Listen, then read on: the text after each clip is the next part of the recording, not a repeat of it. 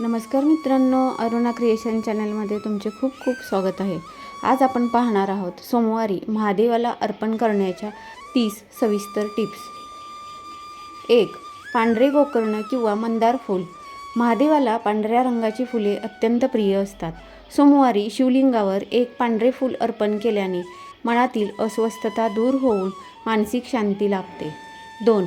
तांब्या शुद्ध जलाभिषेक. अत्यंत साध्या आणि स्वच्छ पाण्याने शंकराचा अभिषेक करणे हा सर्वात मोठा उपाय मानला जातो. यामुळे मनातील भीती, ताण आणि अस्वस्थता निघून जाते. 3. अखंड अक्षदा.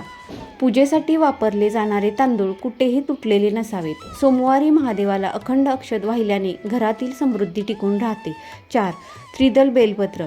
3 पानाचे अखंड आणि कुठेही न फाटलेले बेलपत्र महादेवाला वाहिल्याने आरोग्याशी संबंधित तक्रारी कमी होतात आणि इच्छित कार्य सिद्धीत जाते. 5. थोडेसे कच्चे दूध. सोमवारी शिवलिंगावर थोडेसे कच्चे दूध अर्पण केल्याने संकटाशी लढण्याचे मनोधैर्य आणि आत्मबळ प्राप्त होते. 6. पांढरी खडीसाखर. पूजेच्या वेळी महादेवाला खडीसाखरेचा किंवा पांढऱ्या मिठाईचा नैवेद्य दाखवल्याने नात्यांमधील कटुता दूर होऊन गोडवा निर्माण होतो. 7. सुगंधित भस्म विभूती. भस्म ही महादेवाला अतिशय प्रिय आहे. शिवलिंगावर भस्म अर्पण करून त्याचा छोटा टिळा कपाळावर लावल्याने शरीरात सकारात्मक ऊर्जा राहते. 8. शमीची पाने.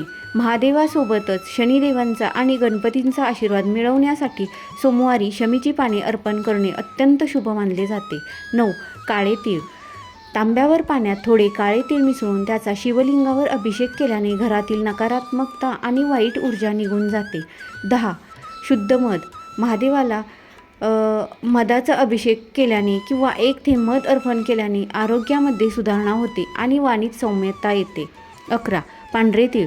मानसिक ताणतणाव आणि अस्वस्थता जास्त असल्यास सोमवारी पांढरे तीळ महादेवांना वाहिल्याने विचारांमध्ये स्पष्टता येते. 12.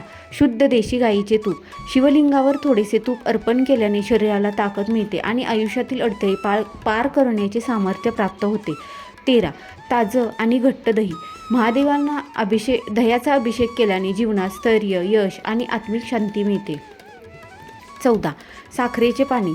सोमवारी तांब्यावर पाण्यात थोडी साखर मिसळून ते पाणी अर्पण केल्याने रखडलेली कामे मार्गी लागण्यास मदत होते. 15. अष्टगंध किंवा पांढरे चंदन. चंदनाचा लेप किंवा टिळा शिवलिंगावर लावल्याने मनातील राग शांत होतो आणि सकारात्मक विचार वाढतात. 16. हिरव्यागार दुर्वा. महादेवांसोबतच त्यांच्या परिवाराची म्हणजे गणपती आणि कार्तिकेयांची कृपा मिळवण्यासाठी 3 किंवा 5 दुर्वा अर्पण कराव्यात. 17. द्रोणपुष्प कुकुर्मा. हे पांढऱ्या रंगाचे लहान फूल महादेवांना अर्पण केल्याने आर्थिक चणचण दूर होण्यास मदत होते. 18. पिवळे कण्हेराचे फूल.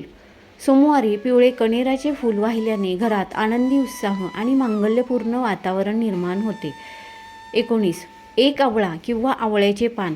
सोमवारी महादेवांना आवळा अर्पण करणे किंवा आवळ्याच्या पानांचा अभिषेक करणे अतिशय पुण्यकारक मानले जाते.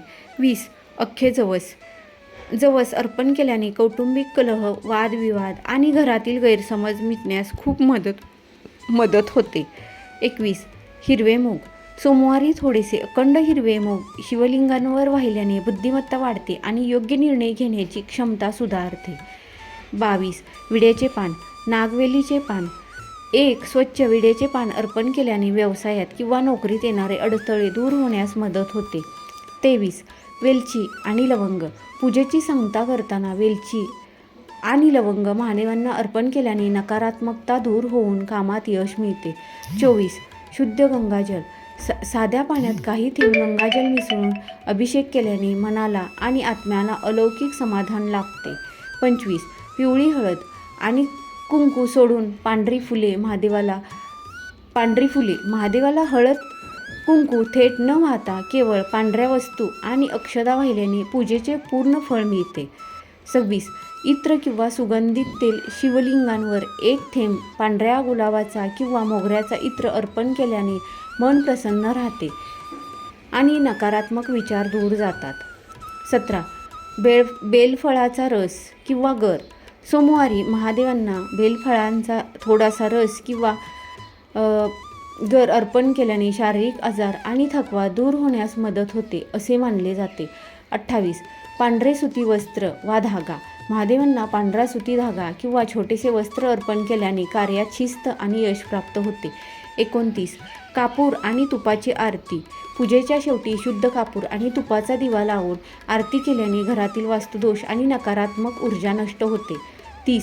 ओम नमः शिवाय हा मंत्र.